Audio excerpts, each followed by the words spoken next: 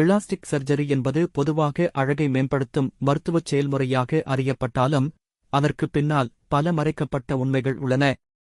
முதலில் இது பலருக்குத் தனிப்பட்ட தேர்வாகத் தோன்றினாலும் சமூக அழுத்தம், சமூக ஊடகங்களில் பரவும் யதார்த்தமற்ற அழகு பரிமாணங்கள் மற்றும் ஒப்பீட்டு கலாசாரத்தால் சிலர் விருப்பமின்றி இந்தச் செயல்முறையை நாடுகின்றனர்.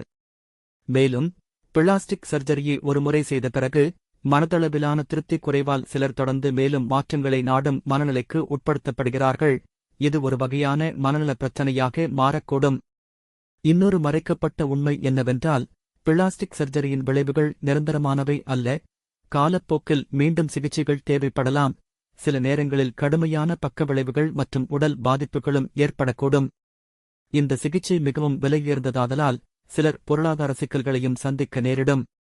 மேலும் அனுபவமற்ற நிபுணர்களிடம் சிகிச்சை மேற்கொண்டால் மிகப்பெரிய ஆபத்துகளும் தவறுகளும் ஏற்பட வாய்ப்பு உள்ளது. சமுதாயம் இதனை அழகிற்கான தீர்வாகவே பெரும்பாலும் புரிந்து கொள்கிற போதிலும் உண்மையில் பலர் விபத்துகள், தீக்காயங்கள் அல்லது பிறவியிலேயே ஏற்பட்ட உடல் மாற்றங்கள் போன்ற காரணங்களுக்காக இதை நாடுகிறார்கள். எனினும் சமூக ஊடகங்களில் ஏற்கனவே அழகாக உள்ளவர்கள் கூட தொடர்ந்து மேலும் மேம்பாடு தேடுவது போல் காட்டப்படும் விளம்பரங்கள் மற்றவர்களையும் மன அழுத்தத்துடன் இதை நாட வைக்கும் சூழலை உருவாக்குகின்றன. உண்மையான அழகு வெளிப்புறத்தில் அல்ல, உள்ளார்ந்த நம்பிக்கையிலும் மனநலத்திலும் தான் இருக்கிறது என்பதை நாம் புரிந்து கொள்ள வேண்டும்.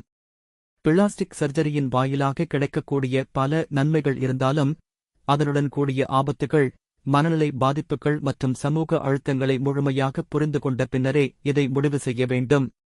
உங்களுக்கு இந்த தகவல் பிடித்திருந்தால் இந்த காணொளியை லைக் செய்து ஷேர் செய்யவும். மேலும் ஏதேனும் கேள்விகள் இருந்தால் கமெண்ட் பாக்ஸில் கமெண்ட் செய்யவும் மற்றும் இதைப்பற்றி நீங்கள் என்ன நினைக்கிறீர்கள் என்பதையும் கமெண்டில் தெரிவிக்கவும். நன்றி.